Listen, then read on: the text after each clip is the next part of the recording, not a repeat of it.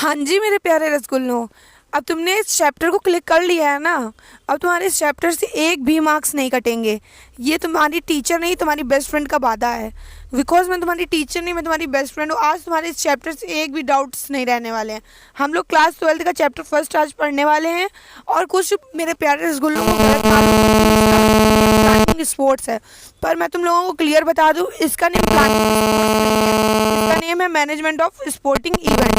और मैं आज तुम लोगों को स्टेप बाय स्टेप सिखाऊंगी और तुम लोगों को एक भी डाउट नहीं रहने वाला है।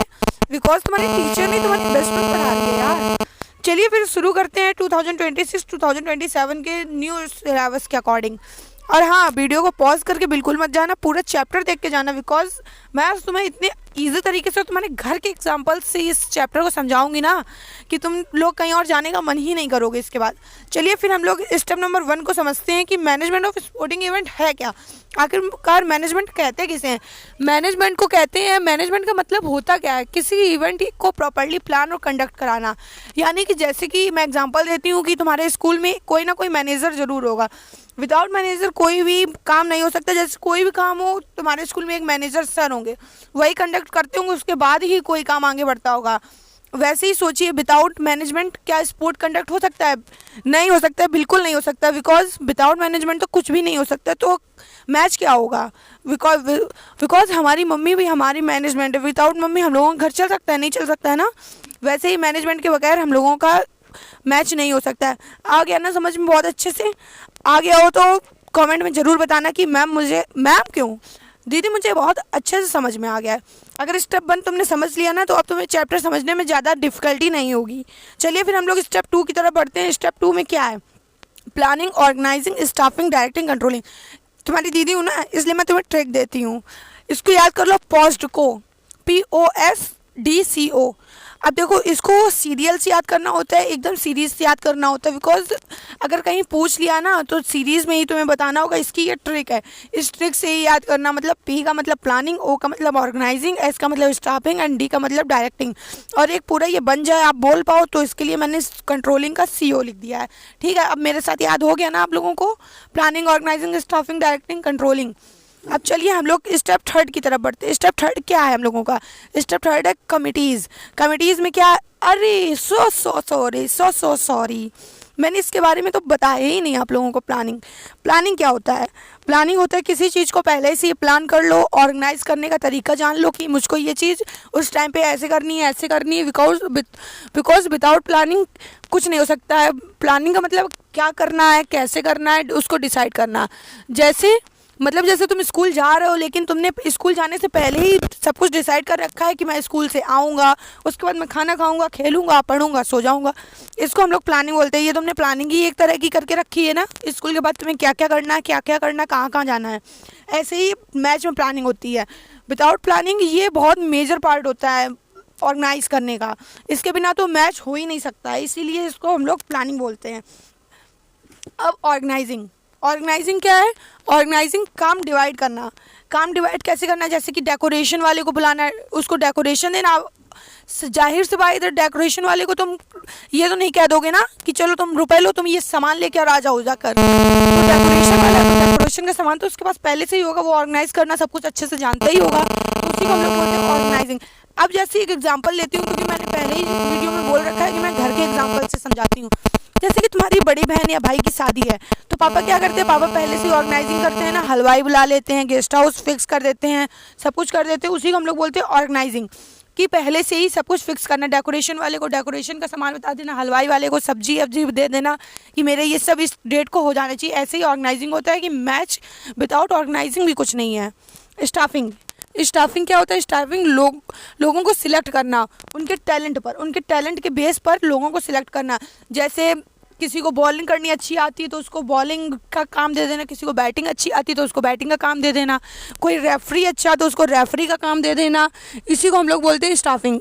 स्टाफिंग क्या होता है? एग्जांपल से समझो। जैसे कि तुमने किसी को पसंद कर लिया है और तुमने सोच लिया कि उसे भाई अब तो ये मेरे लिए सिलेक्ट हो गई है, बस इसी को कहते हैं स्टाफिंग। ये तो मैंने ऐसे ही पर्सनल लाइफ से एग्जांपल दे दिया है, लेकिन एग्जाम्पल आप लोग मैच वाले ही याद करना। ओके, मैं तो तुम्हें बेस्ट फ्रेंड हूँ ना, इसलिए मैं कुछ भी एग्जाम्पल दे देती हूँ कि जिससे तुम्हें याद हो जाए जल्दी। अब डायरेक्टिंग क्या होता है? डायरेक्टिंग होता है एक मैनेजर टाइप, कि अब वो तुमको डायरेक्ट करेगा कि तुमको ये काम इस टाइम पे करना है, ये काम इस टाइम पे करना है। मतलब कि वो तुमको गाइड करने वाला है एक तरीके से, वो गाइड करेगा और तुम लोग वही काम करोगे। जैसे इसको भी एक पर्सनल लाइफ से एग्जाम्पल दे ही देती हूँ ना जहाँ पर भी जैसे अब मैंने पहले बोला था कि तुमने किसी को सिलेक्ट कर लिया है, अब वो तुम्हें जहाँ नचाएगी तुम वहीं नाचोगे। सीरियस नहीं होना, मैं मजाक कर रही हूँ। यानी कि अब तुम्हें गाइड करेगी। इसी तरीके से होता है डायरेक्टिंग, यानी कि जो तुम्हें जैसा काम देगा, जैसे बोलेगा, इंस्पायर करेगा, तुम उसी तरीके से चलोगे। उसी को हम लोग बोलते हैं गाइडिंग और डायरेक्टिंग। अब कंट्रोलिंग क्या है? कंट्रोलिंग क्या है कि चेक करना। चेक करना क्या है? मतलब कि हर काम को हर तरीके से चेक करना, कि बार बार चेक करना। जैसे कि अभी प्री, ड्यूरिंग, पोस्ट मैच मैं समझाऊंगी तब मैं बताऊंगी इसमें क्या होता है। ऐसे ही कंट्रोलिंग होता है कि मैच के दौरान, मैच के पहले, मैच के बाद हर चीज़ सही से चल रही है, उस चीज़ को कंट्रोल करना। अब अगर तुमने ये पांचों चीज़ें अच्छे से समझ ली है ना, तो तुम्हारे इससे 5 मार्क्स तो पक्का पक्का कन्फर्म हो गए हैं। बिकॉज ये बोर्ड का फेवरेट है, तो ये स्कूल का भी फेवरेट होता है क्वेश्चन। ये 5 मार्क्स तुम्हारे कंफर्म कराता है। और 5 मार्क्स नहीं तो 3 मार्क्स का कुछ भी पूछ सकते हैं। जैसे कि एक ही पूछ लिया, जैसे डायरेक्टिंग पूछ लिया, डायरेक्टिंग बताओ क्या होता है, ऐसे ही बोर्ड में इसका क्वेश्चन आता है। ओके, अब तुम्हारे 5 मार्क्स मैंने कंफर्म करा दिए हैं as a best friend. Okay, अब मुझे छोड़ के मत जाना, वीडियो को पॉज करके तो बिल्कुल मत जाना। और अब आते हैं स्टेप थर्ड की तरफ। स्टेप थर्ड में क्या है? कमिटीज़ के मैंने की पॉइंट भी याद रखे हैं कि तुमको याद हो जाए जल्दी जल्दी। पहला क्या होता है? Organizing committee. इसके पास क्या होता है? ओवरऑल कंट्रोल होता है। ओवरऑल कंट्रोल कैसे? कि वो देख रही है कि हर काम ऑर्गेनाइजिंग करने वाला सही से ऑर्गेनाइज कर रहा है, अपने वर्क को टाइम पे सब हो जाएगा, उसी को हम लोग बोलते हैं ऑर्गेनाइजिंग कमेटी। फाइनेंस कमेटी क्या होता है? Budget and money. अब कोई देख रहा है कि मतलब 1 लाख में मैच होना है, तो वो ये देख रहा है कि 1 लाख के अंडर सब हो पा रहा है परफेक्टली कि नहीं हो पा रहा है, उसी को बोलते हैं फाइनेंस कमेटी। टेक्निकल कमेटी क्या? Rules and matches. कुछ रूल्स होंगे, कुछ तो रेगुलेशंस होंगी ना मैच की, उसी को बोलते हैं हम लोग technical committee. Boarding and loading committee. Stand food. अब इसका क्या काम होता है? इसका काम होता है जो भी प्लेयर्स आ रहे हैं उसको रहने की जगह देना और उसको खाना देना, इसको हम लोग बोलते हैं बोर्डिंग एंड लॉडिंग। अब क्या? Publicity committee. अब जैसे कि हम यूट्यूबर्स हो गए और वो मैच वाले जो न्यूज़ वाले हो गए, सब वो पब्लिक करेंगे कौन सी डेट को हो रहा है, कब हो रहा है, किस जगह हो रहा है, इसी को हम लोग बोलते हैं पब्लिसिटी कमेटी। इसको भी ज़रूर से ज़रूर याद कर लेना, बिकॉज इतनी ज़्यादा ना याद कर पाना। जो मैंने ये 5 लिखी हैं उसको तो ज़रूर याद कर लेना, बिकॉज बुक में तो आपकी अलग अलग बुकों में अलग अलग कमिटीज़ दी गई होंगी। इन कमिटीज़ को याद जरूर कर लेना, क्योंकि बोर्ड का फेवरेट क्वेश्चन है। ये भी बोर्ड का फेवरेट है, ये तो बहुत ज़्यादा फेवरेट है, ये भी फेवरेट है। लेकिन अब इसमें क्या है, मैंने बताया ना, प्री, ड्यूरिंग, पोस्ट। प्री का मतलब क्या होता है समझ लेना। प्री का मतलब होता है कि मैच के पहले क्या क्या काम हो रहा है, ठीक है, उसका बोलते हैं प्री। और ये पता है एग्जामिनर का बहुत फेवरेट क्वेश्चन होता है, और जैसे आप वाइवा देने जाएंगे उसमें भी ये फेवरेट होता है एग्जामिनर का। वो भी आपसे कहेगा चार्ट बना के दिखा दो बेटा, मैं 5 मार्क्स आपको ऐसे ही दे दूंगा प्री, ड्यूरिंग एंड पोस्ट का, क्योंकि ना मैंने भी बनाया तो मुझे एक्सपीरियंस हो चुका है इस चीज़ का। प्री का मतलब समझ गए, जो पहले होना मैच से। अब ड्यूरिंग का मतलब क्या है? ड्यूरिंग का मतलब है जो मैच के दौरान चल रहा होता है, जैसे मैच खेल रहे हैं, हर चीज़ परफेक्टली हो पा रही कि नहीं हो पा रही, उसको देखना। पोस्ट का मतलब क्या होता है? पोस्ट का मतलब होता है मैच के बाद प्राइज डिस्ट्रीब्यूशन करना, इंटरव्यू प्लेयर्स को देना, उसको हम लोग बोलते हैं पोस्ट कमेटी। समझ गए ना आप लोग इस 3 को? अब चलिए, हाँ मैं ये चीज़ तो बताना भूल गई, जो स्टेप 4 है, स्टेप 4 मैं इस वीडियो के आफ्टर आपको कराऊंगी, बिकॉज ना इसका पूरा का पूरा वीडियो सेपरेट होगा। फिक्सिंग का वीडियो लॉन्ग होता है, तो मैंने सोचा इसको मैं अलग अच्छे से समझाऊंगी, तो इसको पार्ट 2 में समझेंगे। और जो भी सेकंड चैप्टर्स होंगे वो केवल पार्ट 1 में आएंगे, केवल यही चैप्टर है जो पार्ट 2 में आएगा, ठीक है। अब फिक्सर को हम लोग मारते हैं गोली, बढ़ जाते हैं आगे। तुम्हारी बेस्ट फ्रेंड आज तुमको समझा रही है, आज तुमको सब समझ में अच्छे से आएगा। अब चलिए बढ़ते हैं स्टेप 5 की तरफ। स्टेप 5 में क्या है? Types of tournament. टूर्नामेंट कितने टाइप्स के होते हैं? बहुत से टूर्नामेंट आप लोगों ने देखे हैं कि प्लेयर्स खेल रहे हैं, हार रहे हैं, जा रहे हैं, आ रहे हैं, हर तरीके के आपने टूर्नामेंट देखे हैं। अब आपको ये चीज़ समझ में भी तो आनी चाहिए कि क्या होता है क्या नहीं होता है। आप भी तो प्लेयर, कोई ना कोई तो क्रिकेट का दीवाना होगा जो क्रिकेट खेलेगा, उसी को हम लोग बोलते। अब देखिए समझिए, types of tournament. Knockout tournament, league tournament, जिसको हम लोग राउंड रॉबिन टूर्नामेंट भी बोलते हैं। अब देखिए, लीग टूर्नामेंट में अगर राउंड रॉबिन टूर्नामेंट आ जाए तो आप बिल्कुल भी कंफ्यूज मत होना, क्योंकि लीग टूर्नामेंट को ही राउंड रॉबिन टूर्नामेंट भी बोलते हैं। अब क्या, कम्बिनेशन टूर्नामेंट। 3 टाइप के टूर्नामेंट होते हैं, याद जरूर रखिएगा, knockout tournament, league tournament, combination tournament. Okay, अब चलिए आगे बढ़ते हैं। पूरी की पूरी सीरीज़ मैंने आपकी बनाई बहुत मेहनत करके, लाइक तो ज़रूर ठोक दीजिएगा, और डिटेल आपको चाहिए हो तो कमेंट में बोल दीजिएगा, स्पैम कर दीजिएगा, दीदी notes notes notes notes. Knockout tournament, जो हारेगा वो बाहर हो जाएगा। यानी कि ये क्या है, इसमें क्या है, एक समझ लो एक ए टीम है, ओके, और एक बी टीम है, और इसमें ए टीम विन कर गई, ए टीम विन कर गई, बी टीम डायरेक्ट यहाँ से बाहर निकाल दी जाएगी, बिकॉज ये तुरंत हार गई, इसको तुरंत बाहर निकाल दिया जाएगा। लेकिन दूसरे टूर्नामेंट्स में ऐसा नहीं होता है। बी टीम जो डायरेक्ट बाहर निकाल दिया जाए उसको बोलते हैं हम लोग नॉकआउट टूर्नामेंट, उसको दूसरा चांस ही नाम दिया जाए, उसको बोलते हैं हम लोग नॉकआउट टूर्नामेंट। और ये कैसा, फास्ट एंड ईजी है। इसका एडवांटेज क्या है, ये फास्ट हो जाता है, ईजी हो जाता है, और डिसएडवांटेज क्या है, इसका डिसएडवांटेज है कि प्लेयर को फेयर चांस नहीं मिल पाते हैं। ओके, अब इसको याद रखना, बहुत इजी तरीके से मैंने समझाया। और ये जो फॉर्मूला वाला सीरीज़ है, मैं इसको अगले चैप्टर में अगले पार्ट में समझाऊंगी। चैप्टर पागल हो गई हूँ मैं भी। अब लीग टूर्नामेंट, लीग टूर्नामेंट को अभी मैंने बताया था राउंड रॉबिन टूर्नामेंट भी बोलते हैं, ठीक है। अब इसमें क्या है, इसमें सब टीम एक दूसरे के साथ खेलेंगी। इसमें भी क्या है, एक ए टीम है और एक बी टीम है।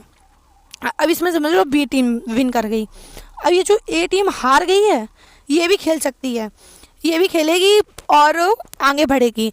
इसमें प्लेयर्स को फेयर चांस मिलता है, सब टीम एक दूसरे के साथ खेलेंगी, अगर हार भी जाएंगी तो भी उनको चांस मिल जाएगा। और इसमें 1 या 2 चांसेस होते हैं। और जिसमें 1 चांस होता है उसको हम लोग बोलते हैं सिंगल लीग टूर्नामेंट, 1 चांस मिलता है, और जिसमें 2 चांसेस मिलते हैं उसको बोलते हैं डबल लीग टूर्नामेंट। ओके, और ये जो फॉर्मूला वाली सीरीज़ है उसको हम लोग अगले पार्ट में समझेंगे। अब ये तो समझ में आ गया ना, सिंगल लीग टूर्नामेंट और डबल लीग टूर्नामेंट किसको बोलते हैं। सिंगल लीग टूर्नामेंट बोलते हैं जो जिसमें 1 चांस मिले, 1 चांस मिलेगा तो उसको बोलेंगे सिंगल लीग टूर्नामेंट, और जिसमें 2 चांस प्लेयर को मिल जाए हारने के बाद उसको बोलेंगे डबल लीग टूर्नामेंट। अब आते हैं अपनी लीग टूर्नामेंट, सब याद करते हुए चलना मेरे साथ, बिकॉज ये सब एग्जामिनेशन के पर्पज़ से बहुत इंपॉर्टेंट है। कम्बिनेशन टूर्नामेंट, कम्बिनेशन टूर्नामेंट में क्या होगा, ये जोन लेवल और ग्रुप लेवल पे खेलेंगे। जोन लेवल पे कैसे खेलेंगे, मतलब इसमें भी एक ए टीम होगी, एक बी टीम होगी। ये दोनों कम्बिनेशन टूर्नामेंट नॉकआउट टूर्नामेंट और लीग टूर्नामेंट का मिक्सचर है, जिसको हम लोगों ने बना दिया कम्बिनेशन टूर्नामेंट। अब जोन लेवल पे कैसे खेलेगी, जो जोन लेवल वाले होंगे वो कम के पहले रहेंगे। ऐसे होता है, 4 टाइप के होते हैं matches, knockout cum knockout, league cum knockout, knockout cum league, league cum knockout. अभी जो जोन लेवल के होते हैं वो कम के पहले आते हैं, और जो टीम विन कर जाती है वो बाद में आती है, और वो इन प्लेयर्स के साथ में खेलती है। इसी को हम लोग बोल देते हैं knockout cum knockout, league cum knockout. ये सब जोन लेवल वाले हैं, और ये सब जो विन करेंगे वो वाले। ओके, समझ में आ गया।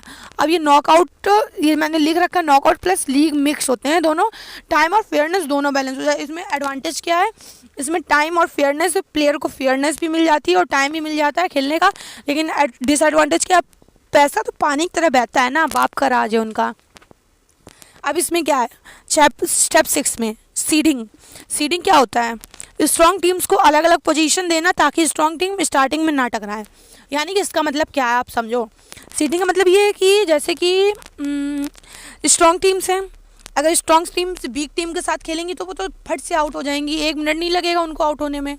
अब ऐसे ही स्ट्रॉन्ग टीम उन लोगों ने क्या बनाया है, सीडिंग के बेस पे बनाया है कि जो स्ट्रॉन्ग टीम है वो बाद में खेलेंगी, और जो वीक टीम है, जैसे ये वीक टीम है, अब वीक टीम है, ये स्ट्रॉन्ग टीम है। स्ट्रॉन्ग टीम तो एक मुक्के में इसको मार के यहाँ पे फैला देगी, अब बेचारा रोएगा मैं तो मर गया, मैं तो फैल गया। इसीलिए बनाया गया सीडिंग बना दिया गया। वीक टीम एक साथ खेलें। अब जो वीक टीम है जो जीतती हुई विन करती हुई चली आएगी, फिर वो स्ट्रॉन्ग टीम के साथ खेलेगी। इसी को हम लोग बोलते हैं सीडिंग, याद रखना। और स्टेप 7 की तरफ बढ़ते हैं। स्टेप 7 में क्या है, मेरिट्स एंड डिमेरिट्स। अब मेरिट्स और डिमेरिट्स मैंने इसमें पूरा ये रख दिया है, पूरा इसका वो रिवीजन। यहाँ पे रिवीजन में देखो क्या है, वही एडवांटेज डिसएडवांटेज बताया मैंने। नॉकआउट में क्या है, टाइम सेव होता है, इजी है, और वीक टीम जल्दी आउट हो जाती है, चांस कम है। ओके, अब ये सब तो मैं पहले भी समझा चुकी हूँ, बार बार समझाने का टाइम वेस्ट करना है आप लोगों का। ओके, समझ लो। अब क्या है ये लीग टीम में क्या है, फेयर रिजल्ट आता है और प्लेयर्स को फेयर चांसेस मिल जाते हैं, सबको चांस मिलता है। लेकिन इसमें डिसएडवांटेज क्या है, टाइम ज़्यादा और कॉस्टली, पानी पैसे की तरह बहेगा ना, बाप का राज में पहले भी बोल चुकी हूँ। चलिए बेस्ट फ्रेंड के तौर पे बोल रही हूँ, सीरियस ना लेना बिल्कुल भी। ओके, बिकॉज मैं तुम्हारी बेस्ट फ्रेंड हूँ यार। स्टेप 8 क्या है, इंट्राम्यूरल। अब इंट्राम्यूरल क्या है? दीवार के अंदर होने वाली चीज़ें। ओ गलत मत समझो, गलत मत समझो, अभी मैं समझाती हूँ इंट्राम्यूरल क्या है। सीरियस वे में आ जाओ।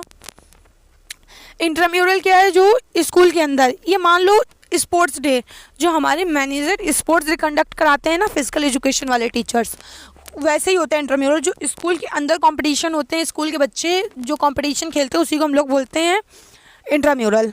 अब इंट्राम्यूरल में क्या है? इंट्राम्यूरल में फिटनेस बढ़ेगी स्टूडेंट्स की, और सोशल वेलबिंग बढ़ेगी, दोस्ती करेंगे वो लोग नए नए लोगों से, जो मतलब सीनियर्स होंगे या जूनियर्स होंगे उनसे, क्योंकि उन लोगों को टाइम करने का, बात करने का समय तो मिलता नहीं, ऐसे मिल जाएगा। जो दीवार के अंदर होते हैं, या मान लो आप, वो होता है कॉम्पिटिशन स्पोर्ट्स डे को। स्पोर्ट्स डे को हम लोग बोलते हैं स्कूल के अंदर होने वाला कंपटीशन ना। अब स्टेप 9 में क्या समझेंगे? स्टेप 9 में समझेंगे एक्स्ट्राम्यूरल। अब ये एक्स्ट्राम्यूरल क्या है? एक्स्ट्राम्यूरल है जो school versus school competition. School versus school competition क्या है? मतलब इसमें अलग अलग लोग आएंगे, अलग अलग तरीके से खेलेंगे, और आप लोगों को अलग अलग दोस्ती करने को मिलेंगी, फिटनेस बढ़ेगी, सोशल वेलबिंगनेस बढ़ेगी, फ्रेंडशिप बढ़ेगी, आपका भाईचारा बढ़ेगा, हाँ हाँ, बहन का भाईचारा बढ़ेगा। यही सब होता है इसमें। बाहर के लोग, स्कूल के अंदर के लोग सब प्ले करते हैं गेम। समझ गए एक्स्ट्राम्यूरल क्या होता है? जो बाहर होने वाला गेम, दीवार के बाहर होने वाला गेम। अब स्टेप 10 क्या है? स्टेप 10 है स्पेसिफिक स्पोर्ट्स प्रोग्राम्स। अभी स्पोर्ट्स डे क्या है? स्पोर्ट्स डे है, स्पोर्ट्स डे जो स्कूल में होता है। हाँ, मैं इसके पहले बता दूं कि आप लोग चैनल को सब्सक्राइब लाइक कर देना, और आपको बिल्कुल डिटेल में चाहिए तो मैं पीडीएफ की वो लिंक दे सकती हूँ डिस्क्रिप्शन बॉक्स में या कमेंट बॉक्स में। तुम लोग स्पैम कर देना दीदी notes notes notes notes notes, तो मैं तुम्हें नोट्स प्रोवाइड करा दूंगी जल्द से जल्द, ओके। और कमेंट में ज़रूर बताना अगर आपको इतने मैंने दोस्त के तरीके से समझाया, आपको अगर समझ में आया हो तो ज़रूर बताना कि दीदी मुझे सब समझ में आया अच्छे से, ओके। अब चलिए स्पेसिफिक स्पोर्ट्स प्रोग्राम क्या है? ये स्पोर्ट्स डे जो स्कूल में होने वाला है उसी को हम लोग बोलते हैं स्पोर्ट्स डे। वो तो मैं समझा ही चुकी, अब क्या बार बार तुम्हारे समझा के टाइम वेस्ट करूँ। स्पोर्ट्स डे जो स्कूल के अंदर होता है, जो टीचर्स कंडक्ट कराते हैं, आप लोगों की फिटनेस बढ़ती है, सोशल वेलबिंगनेस बढ़ती है, फ्रेंडशिप बढ़ती है जूनियर सीनियर से, आपका फिटनेस में देखने को मिलता है कि मैचेस वगैरह सब कुछ होते हैं। वही स्पोर्ट्स डे होता है हेल्थ रन। हेल्थ रन क्या है कि कोई किसी चीज़ से बीमार है, कैंसर वगैरह, एड्स वगैरह, उसके लिए फ़ंड जमा करना, फिर उनको जो बीमार है उनको प्रोवाइड कराना, उसी को हम लोग बोलते हैं हेल्थ रन। इसको भी आप समझ लेना, लेकिन याद रखना ये इम्पॉर्टेंट है, बट ऐसे ही है इम्पॉर्टेंट, लेकिन याद रखना ज़्यादा इम्पॉर्टेंट नहीं है, ठीक है। रन फॉर फन, जो मतलब ऐसे ही दौड़ रहे हैं, और इसमें ये याद रखना, इसमें हर एज के दौड़ते हैं लोग, बच्चा बड़ा बूढ़ा सब लोग, हमारे मम्मी पापा हम लोग सब लोग दौड़ सकते हैं इसमें, ओके। उसको हम लोग बोलते हैं रन फॉर फन। ऐसे ही दौड़ रहे हैं अपनी फिटनेस के लिए, सोशल वेलबिंगनेस के लिए, फ्रेंडशिप के लिए। आप सोच रहे हो कि यहाँ से बिल्कुल शुरू हो गया है फ्रेंडशिप फिटनेस, अब मैं क्या करूँ, जो है वो मैं पढ़ा रही हूँ, ठीक है। रन फॉर फन हो गया। अब रन फॉर स्पेसिफिक कॉज, जैसे कि मैंने ये हेल्थ रन और run for specific cause same है। हेल्थ रन में क्या है? कैंसर के लिए, एड्स के लिए, अलग अलग बीमारियों के लिए जो क्योर नहीं हो सकती परफेक्टली, उनके लिए यहाँ पे भी क्या किया जाता है? यहाँ पे भी फंड कलेक्ट किया जाता है। फंड कलेक्ट करने के बाद दिया जाता है जो स्पेसिफिक कॉज से, मतलब उनको दिया जाता है, उनके लिए रुपए जमा किए जाते हैं और उनके पास तक पहुँचाया जाता है, किसी भी तरीके से पहुँचाया जाए उनके पास तक पैसा पहुँचाया जाता है, ओके। अब क्या है पर्पस, क्या है इसका?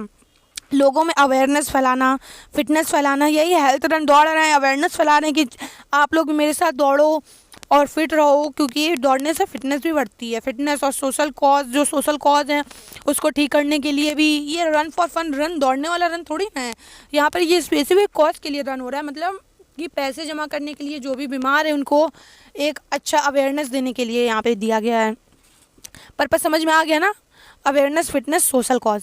अब स्टेप 11 क्या है? Important of planning.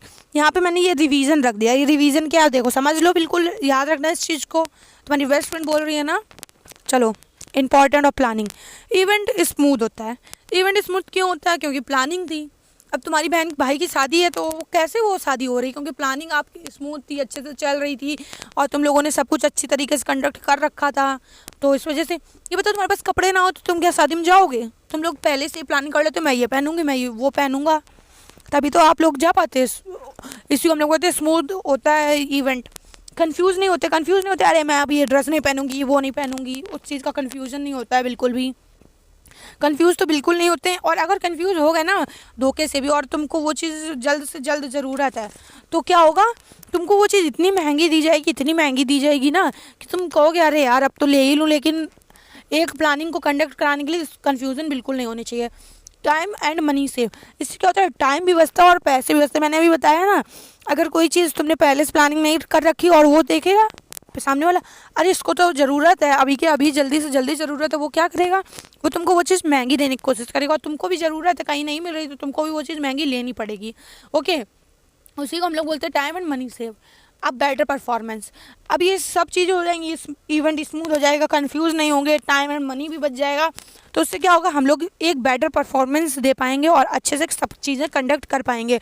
अब ये समझ में आ गया, रिवीजन सीरीज तुम्हारी इंपॉर्टेंट है, याद रखना, जहाँ में स्टार लगा लें उसको याद जरूर रखना।